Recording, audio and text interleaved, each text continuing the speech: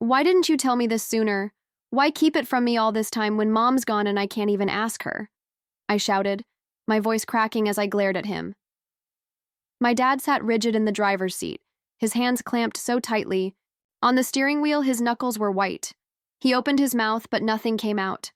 The car was parked on a quiet street, the low hum of the engine the only sound cutting through the heavy silence. My chest heaved, my mind reeling from what he'd just revealed. It felt like my entire world had been yanked out from under me. My name's Emily Turner. I just turned 18, and what was supposed to be a joyful birthday road trip from Portland to Los Angeles turned into a moment that shattered everything I thought I knew. This trip started with music, laughter, and the open road stretching ahead, but now, parked outside a stranger's house, I was unraveling a secret that changed my life. This is a story of hidden truths, heartbreak, and the courage to face a past I never knew existed. Stay with me, because the raw emotion of discovering who you are and fighting for closure will pull you in, and if you've ever faced a truth that shook your core, you'll feel every mile of this journey. The trip seemed like a perfect idea at first. That morning, when Dad handed me a worn road map and the car keys, I thought it was his way of bridging the gap between us. Ever since Mom died 2 years ago, he'd been trying. Clumsy attempts at dinner conversations, asking about my classes, even the occasional awkward compliment. But a road trip? Just us? It was so unlike him I nearly turned it down. But there was something in his eyes, hope, maybe desperation, that made me say yes. The first few hours were great. We blasted my favorite playlists, chatted about roadside diners we'd stop at, and even talked about Mom more than usual. It hurt, but it felt good, like we were finally sharing something real. As the miles rolled by, though, his tone shifted. He kept apologizing for how he'd treated me growing up, for regrets he wouldn't explain, for wishing he'd been better. At first, I thought it was just grief talking, but the closer we got to Los Angeles, the heavier the air felt. Something big was coming, and I could sense it. That first night, we pulled into a rundown motel off the highway. It was nothing fancy, a lumpy bed, a wheezing heater, and a vending machine that rattled outside. We grabbed burgers at a nearby diner, the kind with sticky tables and flickering lights. Dad tried to keep things light, cracking jokes about the overcooked fries, but his eyes betrayed him. There was a weight there, something he was holding back. "You okay, Dad?" I asked, picking at my food. He froze, his fork hovering midair. "Yeah," he said, but his voice was off. He cleared his throat, forcing a smile. "Just tired. Long drive." I nodded, but I didn't buy it. Something was eating at him, and this trip was starting to feel like more than a birthday getaway. Back at the motel, I kicked off my sneakers and flopped onto the bed, watching as Dad hung his jacket over a chair. The silence stretched, broken only by the heater's faint hum. I couldn't take it anymore. "Dad," I said, softer now, "why do I feel like you're hiding something?" He stopped, his back to me, and let out a long sigh. "It's not the right time, Emily," he said, shaking his head. "We'll talk in LA." He turned, his face a mix of hesitation and something like fear. "Why not now?" I pressed. "It's just us. If you've got something to say, just say it." He scrubbed his face with his hands, sinking into the chair. "It's complicated, Em. I've messed up, big time. Things I can't undo." His eyes met mine, raw and heavy. "Your mom always knew how to fix things. I didn't. When she was gone, I didn't know how to be the dad you needed." My heart sped up. "What are you talking about? You've been trying. Things aren't perfect, but I see it. Why are you so hard on yourself?" He gave a bitter laugh. "Trying's not enough, not after everything. I wish I could go back, do it differently. I was so caught up in my own pain, my own failures, that He trailed off, staring at his hands. "I don't want you to think I didn't love you, Emily. I did. Your mom and I both did.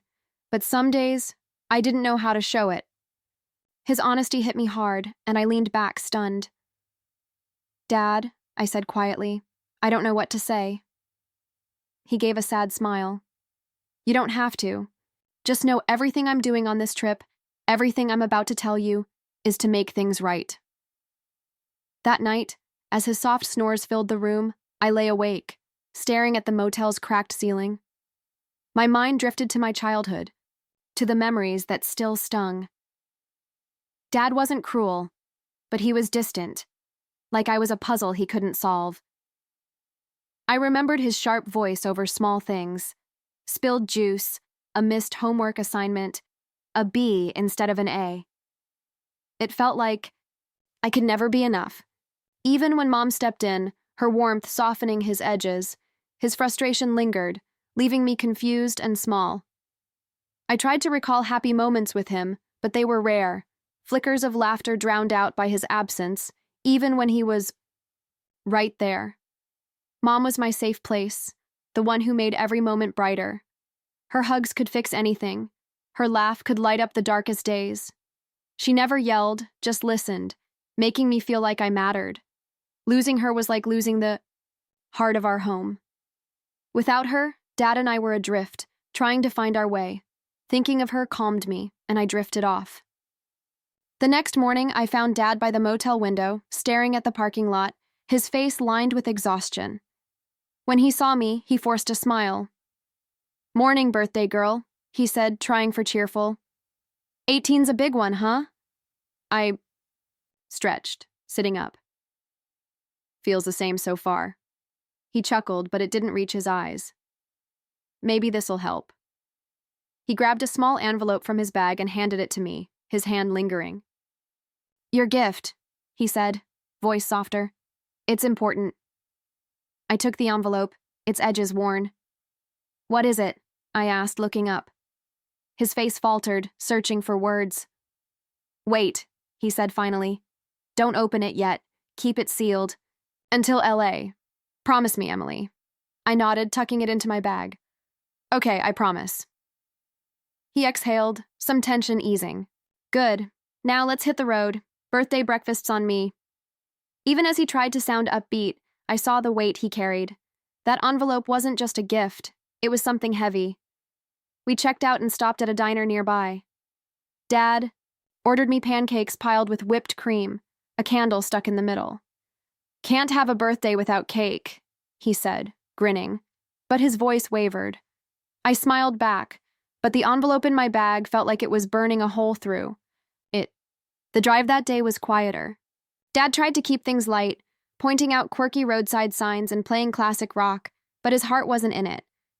I caught him glancing at me, his jaw tight, like he was bracing for something.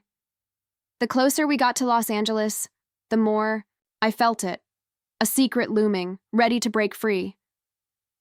By late afternoon, the LA skyline appeared, glowing against the setting sun.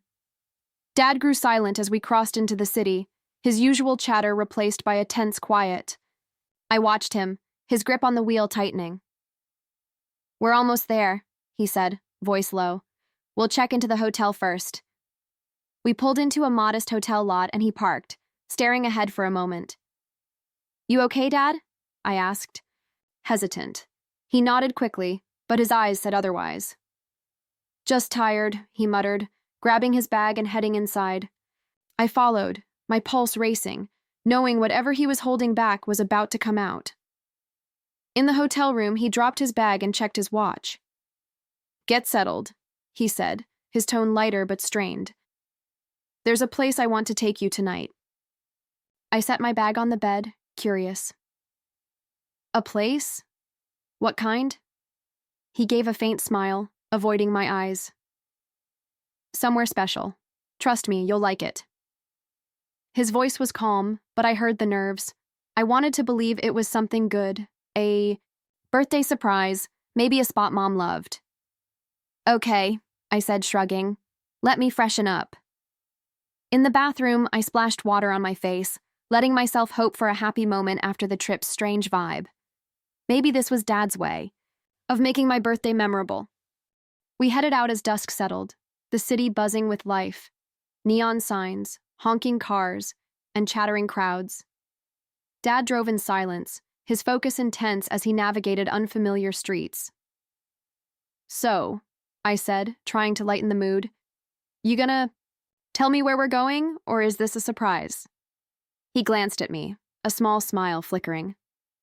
Surprise, he said softly. Just relax and enjoy. I leaned against the window, watching the city blur by, letting myself believe it was something special, a dinner, a view, a memory tied to Mom. But as the streets grew quieter, the buildings shabbier, unease crept back in.